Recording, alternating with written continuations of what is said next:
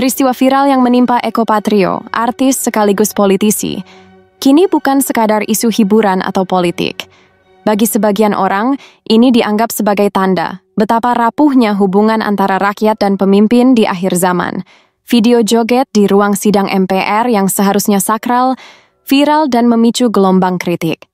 Netizen menilai, di tengah penderitaan ekonomi rakyat, aksi itu mencerminkan betapa jauhnya sebagian pejabat dari realitas masyarakat.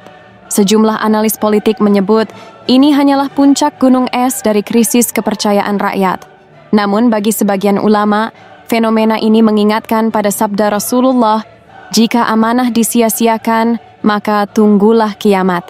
Hadis Bukhari. Amanah itu bukan sekadar janji, melainkan tanggung jawab besar di hadapan Allah.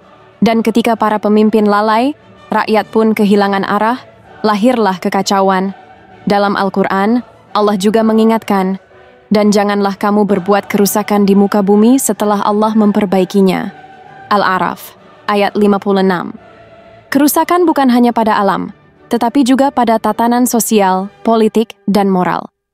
Malam itu, Eko Patrio muncul dengan mata berkaca-kaca, meminta maaf kepada rakyat. Namun permintaan maaf itu belum cukup memadamkan bara kekecewaan yang sudah terlanjur membesar. Fenomena ini menunjukkan betapa dekatnya manusia dengan fitnah akhir zaman. Rasulullah bersabda, akan datang kepada manusia tahun-tahun penuh tipu daya. Saat itu pendusta dipercaya, orang jujur dianggap dusta, pengkhianat diberi amanah, dan orang amanah justru dikhianati. Hadis Ahmad. Bukankah itu yang sedang kita saksikan? Kejujuran dipertanyakan, sementara yang viral justru tingkah laku yang tak pantas. Kini, sorotan publik kepada rumah mewah, harta, dan gaya hidup pejabat, seolah menjadi simbol jurang yang semakin lebar antara rakyat dan elit. Bukan hanya tentang seorang Eko Patrio, tetapi cermin dari kondisi bangsa di penghujung zaman. Di media sosial, perdebatan makin panas.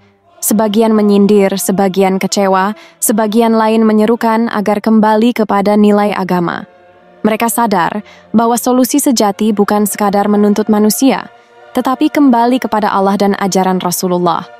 Peristiwa ini harusnya menjadi pelajaran penting, bahwa kekuasaan bukan ajang bersenang-senang, melainkan ujian besar, dan setiap tindakan pemimpin, sekecil apapun, akan dimintai pertanggungjawaban.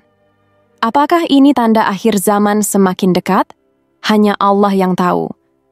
Tapi jelas, fenomena ini sudah cukup menjadi peringatan bahwa manusia harus kembali kepada iman, menegakkan amanah, dan memegang teguh ajaran Rasulullah.